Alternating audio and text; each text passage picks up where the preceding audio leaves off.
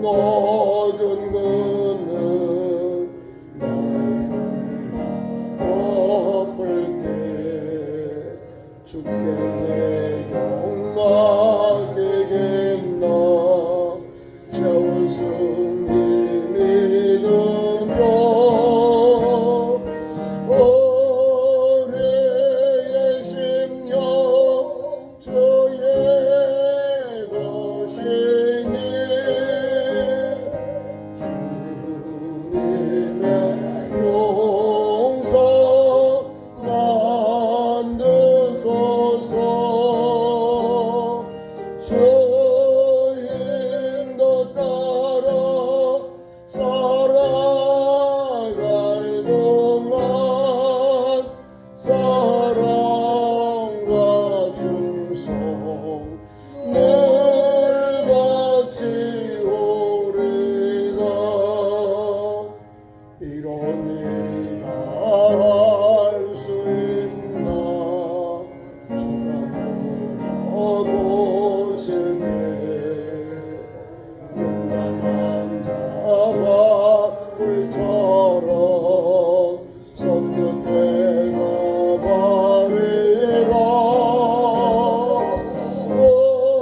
오래의 심령 주의 것이니 주님의 용서 만드소서 주인도 따라 살아갈 동안 사랑과 충성 늘 같이 오리다 아멘. 오늘 그동안 말씀 가지고 십자가의 길을 갑시다. 같이 따라합니다. 십자가의 길을 갑시다. 우리 예수님이 주신 가장 귀한 말씀이 십자가를 따르라 우리 제자들에게 명하셨거든요. 그럼 제자라면은 이 제자의 길을 가야 예수님을 따르겠죠. 수많은 사람들이 예수님을 따른다고 하지만 십자가를 치지 않고 쉽게 가볍게 내 목에 주신 사명, 내가 주님 앞에 주신 헌신, 이거를 주님이 요구하시는데 이거를 내려놓고 그냥 주님만 따라가려는 거예요. 그러니까 어려움이 오면 돌아갑니다. 세상으로. 혼란이 오면은 주님을 부인해버려요. 내 앞에 어려운 일들이 우리 앞에 쌓여 있고 그런 어려움이 오면 주님을 외면해 버립니다. 십자가라는 것은 예수님과의 믿음의 관계예요. 예수님을 따르는 우리 모든 성도는 예수님이 우리에게 오셔서 죽은 그 죽음의 길, 그게 죄사함의 길, 구원의 길, 용서의 길입니다. 세상 사람들은 십자가를 볼 때 뭐라고 한답니까? 저주의 십자가다. 구약은요, 나무에 달려 죽은 자를 저주를 받았다라고 말합니다. 우리 예수님이 저주를 받았어요. 무슨 저주를 받았을까요? 우리 모든 인류의 죄를, 아담 이후에 지은 모든 우리 인류의 죄를 예수께서 다 담당하신 거예요. 그걸 원죄라고 합니다. 주께서 오셔서 이 십자가를 치심으로 인하여 우리에게는 반대급부가 주어지게 된 것이에요. 오늘 말씀 짧아요. 누구든지 나를 따라오려거든 자기를 부인하고 누구든지 제 목숨을 주님께 대한 거예요. 나를 따라오려거든 자기를 부인하고 자기 십자가를 지고 나를 따를 것이다. 누구든지라고 했어요. 누구든지는 관계가 모든 사람이 다 들어가는 거예요. 예수님을 따르는 제자이면, 예수님을 따르는 성도이면, 예수 믿는 그리스도인이면 이 십자가의 길을 오라 이 말이에요. 주님이. 오늘 주께서 여기 가이사라 빌립보 지방에서 제자들에게 너희는 나를 누구냐 세상 사람 또 그러고 너희는 나를 누구냐? 바요나 시모나 하면서 주님이 요한에게 믿음의 사람 베드로에게 이런 제자들과 함께 있는데 물었을 때 베드로가 대답을 해요. 주님은 주시고 하나님의 아들이시고 그리스도이십니다 라고 고백을 합니다. 얼마나 고백을 잘해요. 주님이 원하는 답이거든요. 뭐 에리야다, 엘리야다, 예레미야다, 선지자 중 하나다, 이거는 제3자가 듣는 그런 이야기들. 세상 사람들이 말하는 것은 카드라 방송. 그 사람들이 말하고 있는 것은 예수님의 핵심이 아니고 예수님의 겉에 드러난 걸 보니까 예레미야야, 엘리야야, 또는 선지자 중 하나야, 이렇게 보는 거예요. 오늘 우리 이스라엘 우리 그리스도인들에게도 예수 믿는 우리 성도들이 예수님을 어떻게 믿느냐, 믿지 않는 사람은 어떻게 예수님을 바라보냐, 그 차이라 이 말입니다. 근데 우리 주님은 우리에게 이렇게 신앙을 고백한 베드로를 비롯하여 제자들에게 주님은 그냥 있지 아니하시고 허리에 두르시고 주님이 직접 그들의 발을 씻기신 사건이 나옵니다. 주께서 오늘 말씀 속에 우리 제자들에게 주님께서 비로소 자기가 고난을 받고 죽어야 되고 3일 만에 살아나리라 말씀을 합니다. 주께서 사랑하는 제자들이 신정한 그런 주님 앞에 주님이 원하는 답이 나왔음에도 불구하고 예수께서 내가 죽어야 된다 이 말입니다. 내가 대제사장들과 서기관들과 많은 고난을 받고 죽임을 당하고 제3일에 살아나야 하리라 말씀하셨어요. 그리고 비로소라는 것은 이제야 말씀을 알려준 거예요. 제자들이 이제 이 정도 말씀을 주면 받아들일 수 있다, 소화해낼 수 있다 생각하고 말씀을 주셨는데 아직도 이해를 못하고 있는 거예요. 소화를 못 시켜요. 아주 믿음이 뭐예요? 얕다. 어린 아이와 같다는 거예요. 내가 소화할 수 있는 만큼만 바라보고 있는 이 연약한 제자들의 모습을 봅니다. 아니 자기들이 예수님을 지금 따라서 지금 주님 앞에서 다 수제자 되려고 뭐 주님의 나라에 주님의 영광에 들어올 때는 다 앞에서 제일 앞자리에 서서 영광을 누리려고 하는 그런 욕심들이 다 있는 거예요. 우리 지금 그걸 원하지 않거든요. 제자의 길, 십자가에 지는 길, 십자가의 길을 가야 되는 거예요. 누구든지 나를 따라오려거든 이 말씀 앞에 전제가 누구든지라는 거예요. 부자고 잘 배우고 많이 배우고 건강하고 잘생기고 미인이고 그런 사람들에게 주님이 나를 따르는 게 아니라 누구든지 예수님을 따른 제자가 되려거든 자기를 부인하고 자기 십자가를 지고 나를 따를 것이다. 이게 제자로서 참 제자의 길을 가는 원동력이 되는 거예요. 예수님의 제자는 좋아요, 그죠? 뭔가 이름을 내고 막 이렇게 좀 명예를 얻기를 원하는데 십자가를 안 지려고 그래. 십자가는 주님께 대한 헌신, 주님께 대한 순종, 그 다음에 사명을 감당하는 거예요.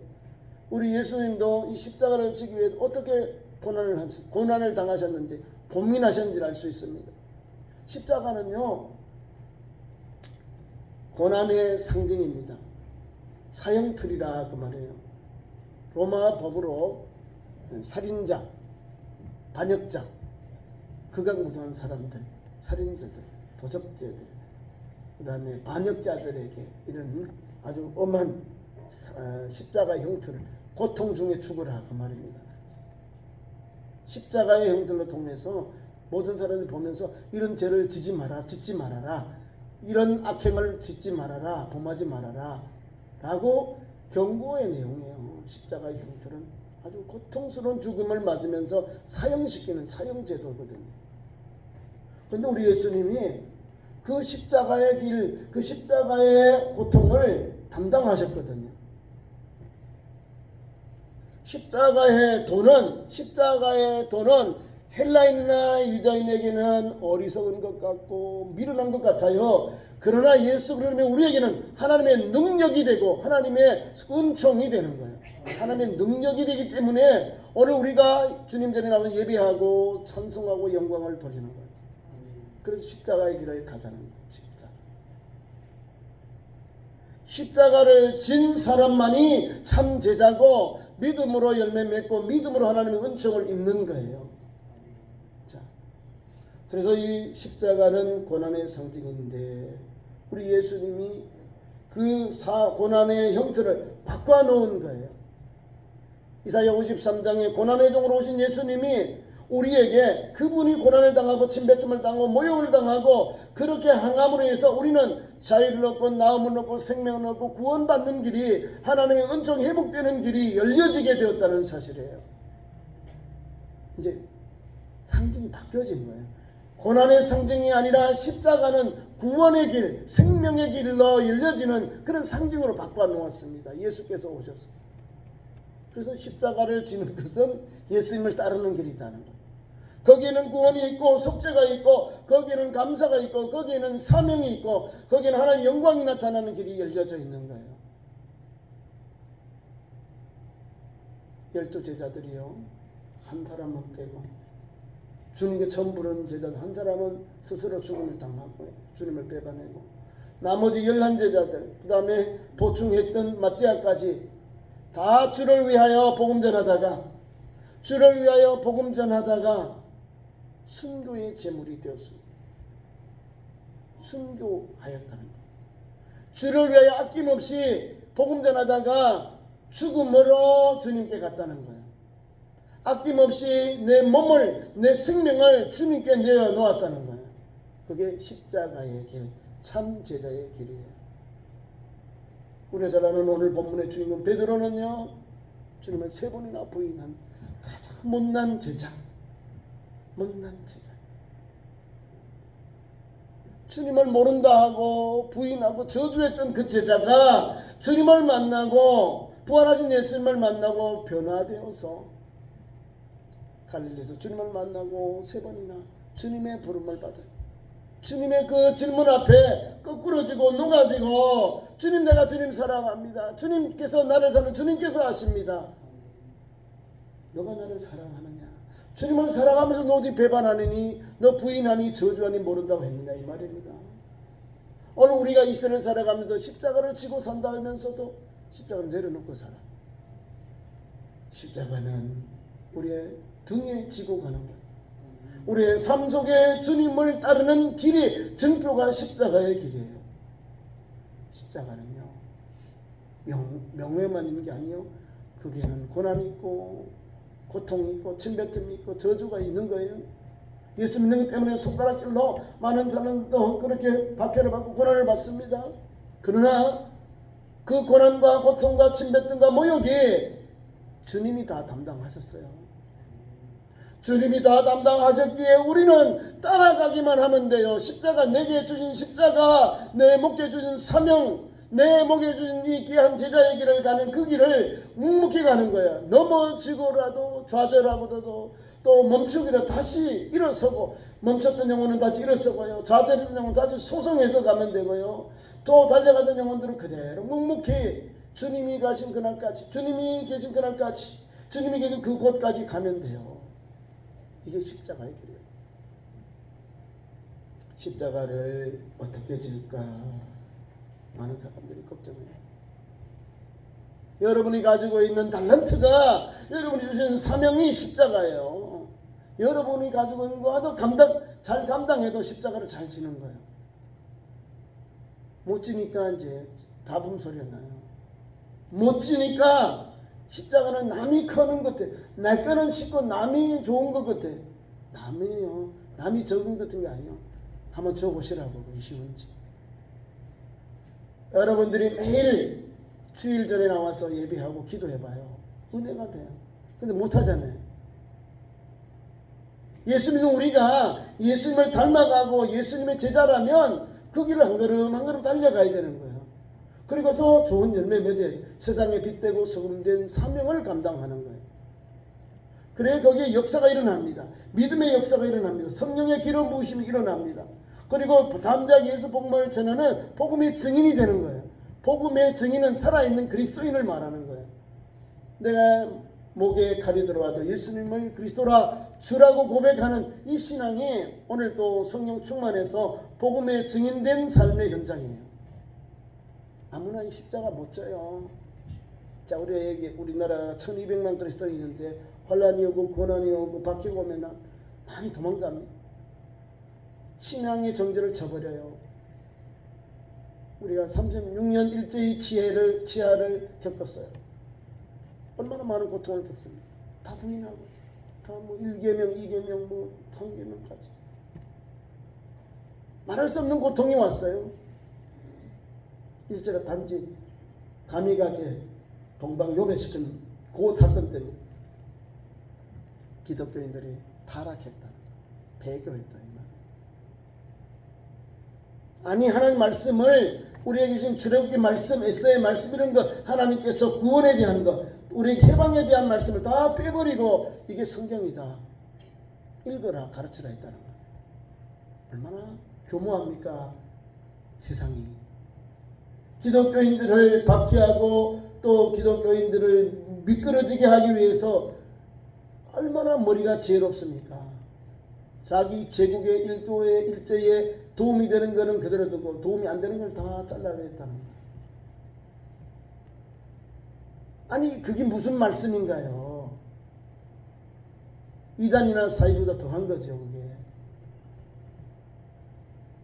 예수 말씀은 어제나 오늘이나 장래나 동일하다는 거예요. 우리 하나님도 과거나 현재나 미래나 우리 하나님의 은혜, 구속의 은혜는 동일하다는 걸 알아야 됩니다. 근데 우리가 자꾸 이거는 우리하고 안 맞아 빼버리고 그걸 따라갔다는 거예요.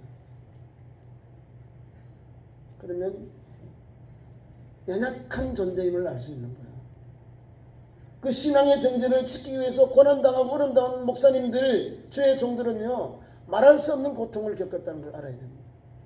자녀들에게요 조선 교육령 때문에 교육을 못 받았어요. 조선 교육령은요 한국어로 가르친 교육을 일본어로 가르치는 거예요. 일본어로 가르치고 일본어로 국어를 만들었다는 거예요. 한국의 역사가 아닌 일본의 역사를 가지고 가르쳤다는 거예요. 그러니까 황당하지요. 그거를 나는 못 받겠다. 나는 우리 아이들을 조선 교육령에 따라서 학교에 못 보내게 해서 신앙의 정죄를 지킨 목사님들이 있어요. 신사를 참배를 반대하고 또 교육을 일본의 교육을 한국 신민화 교육을 반대했어요. 아이들 학교에 안 보내니까. 그러니까 교회에서도 나오시고 노회장님이신데 노회에서 추방을 당하고 어디로 가야 돼요? 사택에서 나오지요. 교회에서 나오지요. 아이들 교육도 아이들 교육을 가르칠 수 없어요. 학교에도 못 자네요. 어디로 갈까요? 강야로 가는 거예요. 강야로 가서 하나님께서 은혜를 주셔서 그 당시에 미국 선교사님이 계셨는데 이 선교사님이 캔슬러라고 하는데 권영찬 선교사님이 계세요. 이 어른이 아니 저 목사님이 믿음의 정죄적인 목사님 왜 이렇게 어려움 당하냐고. 다 지금 그 목사님들이 교리에서 잘라낸 거예요. 목사를 해직시키고 교회에 의해서 쫓아낸 거예요. 일제가 그렇게 했다는 거예요. 예수 잘 믿는 것 때문에, 예수 복음 전하는 것 때문에, 예수 십자가의 도를 전하는 것 때문에 일제가 아니다라고 했다는 거죠. 어찌 우리가 우상에게 전하면서 예배하느냐 이 말입니다. 어찌 하나님을 섬기면서 어떻게 다른 신을 섬기냐 이 말입니다. 안 된다. 못하겠다. 안 된다. 이거는 신앙으로서 맞지 않는다는 거예요. 제1계명, 제2계명 하나님 이렇게 말씀하셨는데 십자계명에 어찌 우리 이걸 배반하느냐 이 말이에요. 그러니까 일제들이 헌병들을 동원하고 이래가지고 결의시켜가지고 보냈겠죠. 이런 어려움이 오는 거예요. 그래서 하나님께서 또 이 선교사님을 통해서 다른 것 아니고 이제 바깥으로 나가서 산에 그 움막을 짓고 막 그렇게 하셨겠죠. 뭐가 있어요? 목사는 다른 직업이 아니잖아요. 말씀 전하고 영원군에서 사명인데. 그러니까 이제 선교사님이 그 당시에 뭐 염소를 길렀는가 봐. 염소를 길러서 염소 가지고 염소 저 가족들 먹이고 나머지는 어렵게 십시일반에서 이렇게 살아가는 거예요. 그래서 이제 긴 터널이 지나고 광복이 오니까요. 이분이 먼저 되는 거예요. 이 목사님이 6.25 이후에 6.25 이전에 우리 광복을 얽고 총회장이 되셨다는 거예요. 이원영 목사님이 되셨어요. 하나님께서 세운 복음을 붙잡고 예수 복음 십자가를 가니까 그 어려운 환경을 믿음으로 이겼어요. 창시 계명도 안 하고 그대로 자녀들과 가정. 제가 우리 할아버지 때 그 족보 호적을 때 보니까 아버지 다 창시 계명을 했어요. 여러분 때문에 일제시대는 거의 창시 계명 다 합니다. 창시 계명.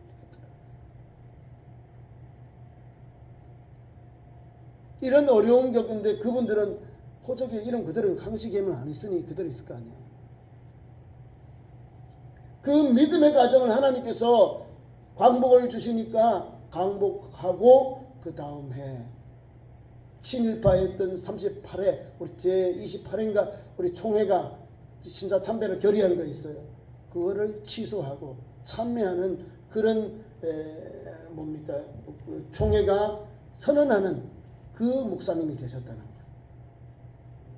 일제시대는 아무도 안 날아주고 목사님을 해직하고 잘라버렸는데 내어쳤는데 광복이 되니까 아니 저런 목사님이 어디 있느냐고, 저 믿음의 정신을 지킨 저런 목사님이 어디 있냐고, 친일파였던 목사님들이 하나님 앞에 신앙의 정신을 지킨 목사님을 모셔가지고 총회장으로 세웠다는 거예요. 그 교회가 안동 서부교회입니다. 진실로 하나님의 은혜를 따라가니까 십자가의 길을 가잖아요. 고난이 오고 환난이 오고 생명의 위협이 오고 배줄이고 고프고 어렵고 환난이 와요. 그런데도요 하나님은 함께 하시다는 거예요. 잘 먹고 잘 입고 부경을 누린 그런 분들이 아니라 하나님만을 바라보고 주님만을 바라보고 십자가의 길을 가는 이 목사님에게 하나님이 은혜를 주셨다는 거예요. 오늘도 우리가 믿음의 길을 가잖아요. 호심파에 가면 그 부분 목사님들이 존경받습니다. 주기철 목사님보다 더 존경할 사람이 이 목사님이요. 주기철 목사님은 창시 계명했어요. 여러분이 아셔야 돼. 창시 계명하고 신앙의 정체를 지키신 분이 중요한. 이원영 목사님은 창시 계명도 안 하고 교육도 받지 아니하고 자녀를 받지 아니하고 오직 한평생 복음 전하다. 자기 동족들로부터 자기 동료로부터 목사가 해절당해도 변함없이 예수 복음 전하다가 광복을 얻고 또 총회를 위해서 일하는 일꾼이 되었고 또 하나님 앞에서 일평생 복음 전하다가 죽게로 갔습니다. 사랑하는 성도 여러분, 복음은 이런 능력이 나오는 거예요. 일제가 군발로 총칼로 위협하고 박해를 해도 끄떡없이 이 신앙 십자가의 길을 갔다는 거예요. 1계명 2계명 그리고 예수 제자의 길을 갔다는 거예요. 그리고 그 당시에 친일했던 목사님들하고 성도들이 얼마나 부끄럽겠어요. 그러니까 우리나라 광복이 되어서 남부 총회가 열려가지고 총회를 세우는데 누구를 세우겠어요? 다 명예롭게 종하던 사람이 친일파 목사님들이 많잖아요. 친일파 엄청 많아요.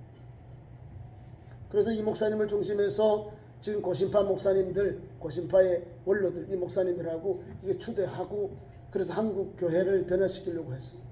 한 1, 2년 정도 참여하다가 다시 지금 동원해서 지금 한국 교회 합동측, 통합측, 또 기장측 또는 대신적 이런 훌륭한 목사님들, 원로 목사님들로 이렇게 살아계시고 또 세상을 떠난 분이 계시고 우리가 살고 있는 대한민국 이런 아픔과 고통을 겪었다는 사실입니다. 십자가 지는 게 쉬운 게 아니에요. 내가 환난이 오고 어려움이 없을 때는 내가 십자가 지겠지. 나 주님 부인하지 않아요 말하지만 환난이 와봐요. 36개 도망가요. 출애굽령 쳐요. 누구처럼요? 예수님의 집 베드로처럼 출애굽 도망령. 12제자를 도망갔잖아요. 예수님이 십자가에 처형되기 전에 게세마네 동산에 체포당하니까 나 살려라 하고 다 도망가. 오늘 우리는 주님 준 말씀을 의지해서요, 주님 준 사명 감당해야 됩니다. 사명 감당. 두 번째는 오늘도 십자가는 우리에게 구원을 준 하나님의 은혜가 담겨 있다는 것. 구원이다. 십자가의 도는 하나님의 구원의 은혜다. 십자가의 길은 하나님께서 우리에게 구원의 길을 열어주신 생명의 길임을 우리가 알고 오늘도 달려가야 됩니다. 그 다음에 예수님의 십자가의 길, 우리가 따라갈 제자의 길은 헌신의 길이다. 헌신. 내 생명조차도 조금도 귀하게 여기지 아니하겠노라고 고백하는 사도 바울의 고백. 사도행전 20장 24절. 내가 달려갈 길, 주 예수께 받은 사명 곧 하나님의 은혜의 복음 증언하는 일을 마치려 하면은 내 생명조차도 조금도 귀한 것으로 여기지 아니하노라. 예수님 하나님께서 주신 이 생명의 말씀 전하는 것을 내 생명조차도 귀한 것으로 여기지 아니하겠노라. 십자가의 길을 가겠다. 각오와 결단이 여기 담겨 있습니다. 내게 불려준 그 사명을 감당하기까지는 내 생명조차도 귀한 것으로 여기지 아니하겠노라는 거죠. 내가 주님으로 받은 이 십자가의 길 묵묵히 달려가겠다는 거예요. 내 생명 아끼지 아니하고 주님 앞에 헌신하겠다는 사도 바울의 각오와 헌신. 사도 바울만 그러할까요? 우리도 이 세를 사는 우리 그리스도인들도 그런 헌신을 가지고 달려가야 됩니다. 예수님 믿으면요, 잘 된다고 생각해요. 자꾸. 예, 잘 돼요. 어떻게 잘 되냐? 영적으로 잘 돼. 예수를 믿고 영접하고 참제자를 가지요. 그러면 어려움이 와요. 어려움 없는 사람이 예수님 믿을 때 어려움 오면 다 낙심하게 돼요. 어려움이 오고 환난이 오고 그것을 이겨야 돼요. 그 믿음으로 이겨야 돼요. 믿음으로 이긴 사람이 십자가 길을 가고 오늘 말씀대로 헌신의 길을 가는 거예요. 베드로가요, 많은 좌절을 하고 많은 실수를 하고 주님 앞에 이 모양 가장 나쁜 제자 아니에요. 수제자였는데 내가 이 사람들이 주님을 모른다 할지라도 부인할지라도 나는 부인하지 않겠습니다. 이렇게 주님 앞에 힘주어 자랑했던 제자예요. 그 제자가 뭐예요? 그 여자아이, 너 그 당이지? 너 그 출신이지? 너 말하는 것이 갈릴리 사람이야 라고 하니까 자기를 보호하기 위해서 주님을 모른다 하고 부인하고 저주해버려. 이거 뭐 하룻밤이야 하룻밤. 오늘 밤에 예수님께 만찬하고 제후 만찬하고 주님이 잠깐 기도로 가셔가지고 이제 겟세마네 갔는데 그 찰나에 얼마 되겠어요. 바로 부인하고 더 제자 그 친구들 12명이 다 도망가잖아요. 이런 부족한 제자임에도 불구하고 이렇게 부족한 성도임에도 불구하고 주님은 찾아오셔요. 너가 다 굴기 전에 세 번 나를 부인하리라. 다 굴기 전에. 영적인 시간을 타이면 새벽은 희망이 열리는 거거든요. 새벽에 주님의 말씀이 깨닫게 날 거예요. 뭐 우리 예수님이 세락했을 때 체포되기 전에 다 굴기 전에 세 번 나를 부인하셔. 내가 그런 연약한 나쁜 제자고 연약한 제자가 되었네. 깨닫고 후회합니다. 깨달아. 그리고는 주님께서 부활하실 때 부활한 주님의 무덤에 가서 보고요. 그 다음에 주님의 여제자들이 전하는 말씀을 받고 갈릴리에 가요. 주님이 부활하거든 갈릴리에서 만나자 했는데 잊어버려요. 그러니까 천사를 통해서 갈릴리에서 다시 만나자. 왜 죽은 살은 사람을 왜 무덤에서 만나냐면 갈릴리에서 만나자. 갈릴리에서 만나요. 갈릴리에서. 갈릴리는 주님과의 만남의 장소, 은혜의 장소, 회복의 장소가 갈릴리거든요. 갈릴리로 가서 거기 가면 제가 7, 8명이 갔어요. 거기서 주님이 오셔서 아침에 조방을 만드시고 얘들아 오면서 고기도 떼주고 음식하니까 거기서 우리 주님이다 말할 필요가 없어요. 왜? 주님이 부활하신 그분이 오셨거든요. 그러면 주님이 사랑하는 식구들 앞에서 제자 베드로에게 세 번이나 질문을 사랑하느냐? 너가 나를 사랑하느냐? 거기서 거꾸러지는 거예요. 거기서. 그리고는 이제 사도행전을 통해서 보니까 로마까지 복음을 전합니다. 로마에서 네로 황제가 박해를 심할 때에 이제 로마에서 나와요. 나오는데 우리 예수님이 십자가를 가지고 다시 십자가를 이제 지시려고 로마로 들어갑니다. 쿠바디스 도민, 쿠바디스 보면 나옵니다. 영화를 보시면 쿠바디스 도민에 주여 어디로 가십니까? 이 말이에요. 누가 버린 로마 내가 다시 들어간다. 그래서 로마로 탈출하던 베드로가 다시금 우리 주님이 다시 로마로 십자가 지러 가시니까 십자가로 자기가 생각해서 집정관에게 가서 내가 예수님의 수제자 베드로다. 체포해요. 자수해요. 그리고 십자가 처형을 받아야 되는데 내가 어찌 예수님처럼 거꾸로 빠르게 십자가에 달려 나는 거꾸로 더 고통스러운 십자가. 이렇게는 양쪽에 이렇게 손을 받고 다리에 이렇게 이러면 그래도 무게 때문에 처지지만 거꾸로 해보세요. 우리 오장육부가 다 뒤틀려지잖아요. 피가 거꾸로 되잖아요. 얼마나 더 고통스러워요. 십자가에 거꾸로 사형당하고 순교당했어요. 그게 제자예요. 그래서 오늘 말씀을 맺습니다. 누구든지 나를 따라오려거든 자기를 부인하고 자기 십자가를 지고 나를 따를 것이니라. 이 길을 가세요. 그래서 찬송가 오늘 읽은 찬송가 461장이죠. 461장은 십자가에 대한 내용. 십자가. 십자가를 부르고 십자가를 따르는 성도가 오늘도 하나님의 거룩한 백성이요. 하나님의 부름받은 거룩한 백성이고 예수 그리스도의 신실한 제자가 되는 거예요. 찬송 339장 1절 2절 말씀 그 찬송의 가사를 내용을 봅니다. 내 주에 지진 십자가 우리는 안 질까? 네게나 있는 십자가 내게도 있도다. 2절 내 몫에 대인 십자가 늘 지고 가리다. 그 면류관을 쓰려고 저 천국 가겠네. 이 찬송만 아니라 삶 속에서 그대로 쳐야 돼요. 삶 속에서 줘야 주님이 나와 함께 하셔서 주님이 죽고 주님이 살아나고 주님이 영광되는 장소에 나도 가게 되는 거예요. 아시죠? 십자가 진다는 건 주와 함께 동행하는 거예요. 말씀에 따라서 사명 감당하고 구원의 십자가, 구원의 은혜를 힘입고요. 헌신의 길을 가는 것이고요. 마지막으로는 예수님의 제자의 길, 순종의 길을 가는 거예요. 오늘도 이 순종의 길, 십자가의 길 잘 감당하는 주의 백성 되기를 축원합니다. 기도하겠습니다. 주여 오늘도 우리를 주의 전에 부르셔서 예수님이 가신 십자가의 길을 가게 하신 하나님 감사합니다. 괴로우나 즐거우나 내 몫의 십자가를 치고 주님 앞에 서는 그날까지 참 제자로서 성도로서 달려가도록 역사해 주옵소서. 예수님 이름으로 기도하옵나이다. 아멘. 감사의 찬송 50장 부르시고 헌금 드리겠습니다.